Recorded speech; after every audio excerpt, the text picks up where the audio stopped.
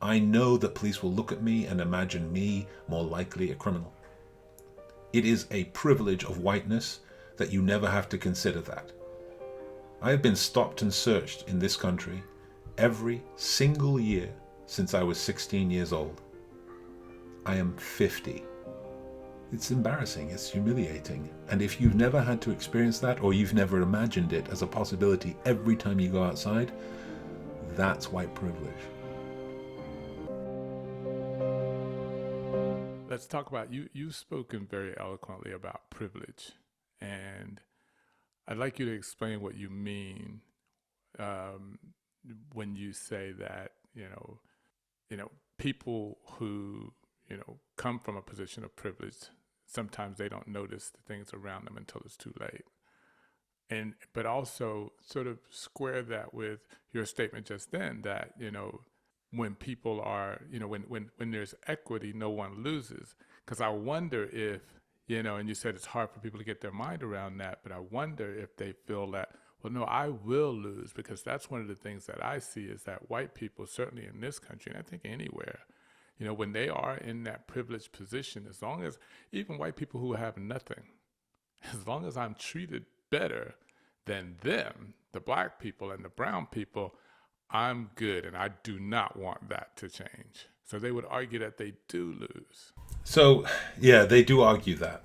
Privilege, I always have to start off this conversation by saying I am incredibly privileged. I am talking to you from a penthouse in Covent Garden. I'm pretty convinced I'm the only black person who lives in Covent Garden in London, but I am deeply privileged. Within the confines of these walls, I am deeply privileged. On my terrace upstairs, I am deeply privileged. In almost every call I make, deeply privileged, because my high production background tells people that I know what's going on and I'm smart. The moment I leave this place, by my front door, I have a collared shirt.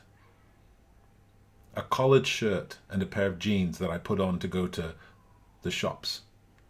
Because I live in Covent Garden and I know that this is a highly policed area, and if I'm not careful and I don't have the right face on and I'm not wearing the right uniform of a collared shirt and jeans at least, and not the t-shirt and sweats that I prefer to wear, that I run the risk, even as an incredibly wealth privileged person, an incredibly educationally privileged person, I know that police will look at me and imagine me more likely a criminal. It is a privilege of whiteness that you never have to consider that. I have been stopped and searched in this country every single year since I was 16 years old. I am 50. It is a privilege to be a white person and know that that is not your reality. It is what I think about every single time I leave my house. In front of me here is the theatre where the Harry Potter play is on, and there's a police van that sets up there most days, and I'm sure that they are there to help tourists and whoever else, but I just know that I have to walk past them to the gym, and I know that when I do that I take my hood down, because I need them to see my face and my smile to know that I am safe to let pass. That is a privilege. I'm a man. When I go outside, I put both my earbuds in. You talk to women and you suddenly realize that a vast majority of women, when they go running or walking alone, they don't put both headphones in. They put one in so that they can hear, because women know something that men never have to consider, that they are prey to some men. I am able-bodied. There are steps in my house that I have two very good friends who are both wheelchair users, who can never come to my house. They didn't come to my housewarming. My last house was accessible. This one was an opportunity I couldn't pass up, and they can't come here. Every time we go to a restaurant, I never have to think about the fact, well, restaurant loos are all broadly horrible, but I never have to think about the fact that the loo that I can use is going to be filled up with cleaning supplies or rubbish. And that's what people who are wheelchair users have to think about. These are all privileges. And I don't understand why people imagine that for a black person to not have to worry about being stopped and searched doesn't mean that white people have to worry about being stopped and searched. It doesn't have to reverse. We can all have that. What kind of weird, sick mentality would make a person think that I don't want something horrible to happen to me that I know is happening to someone else, So I will maintain that status quo because I imagine I imagine the police are so corrupt that if they can't kill black people, they might revert to killing white people. What an indictment of the police that might be from a white person. This is privilege. It is the absence of an impediment. The idea that something hampers the life of someone different than you that you never have to consider. I have so much privilege. But somehow, my education and my wealth are impotent in the face of my race.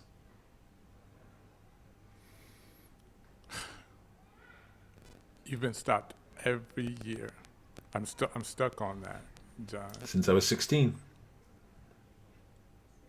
The last time, by the way, 3 years ago, because obviously pandemic. So I haven't been stopped in search in the last 2 years. I've had a great break. I really have. I'll see if I can remember both these things after I finish this story. But the last time was in front of Leicester Square Station, which is right here. It's 200 meters from my front door. I came out of Leicester Square Station. I'd come from Canary Wharf, which is the business district in the east of London.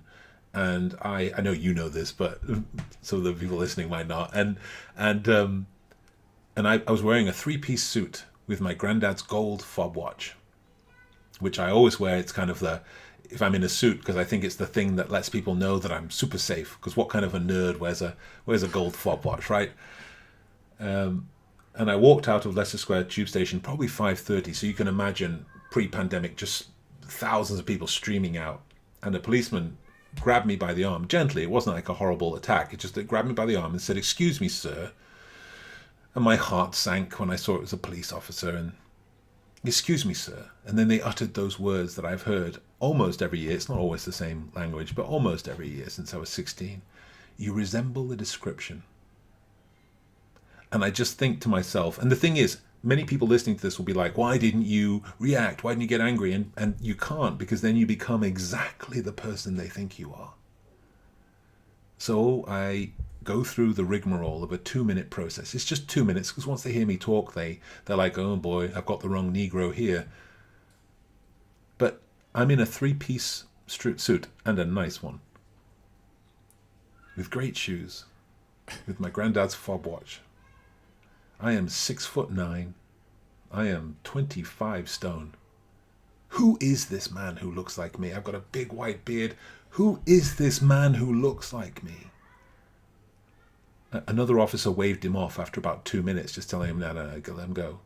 But that was 2 minutes that I stood with a stream of people watching me, imagining that this man in a suit is not in a suit because he's a doctor of psychology. He's in a suit because he's up to some nefarious business, and that's why he's been stopped by the police.